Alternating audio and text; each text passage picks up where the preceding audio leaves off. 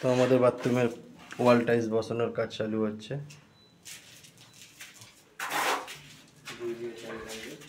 এক দেড় টালি বসানো হবে। টালিটা বসানোর সময় আপনাদের দেখাবো যে কেমন হচ্ছে না।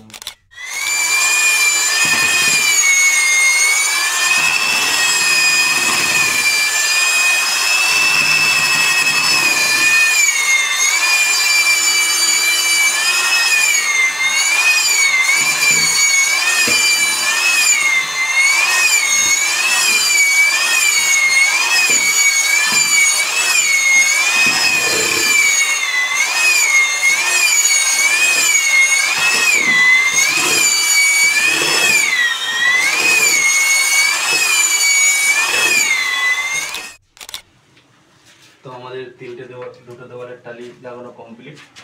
আমাদের এখন একটাই দেওয়াল আছে আর এই ছোটো একটা দেওয়াল আছে আমাদের লাগাতে হবে। এই টালিটা 1 ফুট বাই 1.5 ফুটের টালি আছে।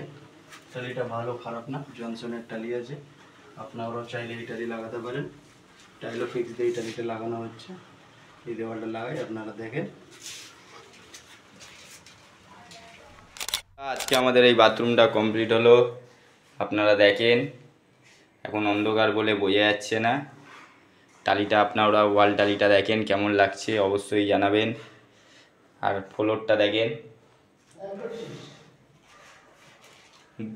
2-2 ফ্লোর টালি আমরা বসিয়েছি।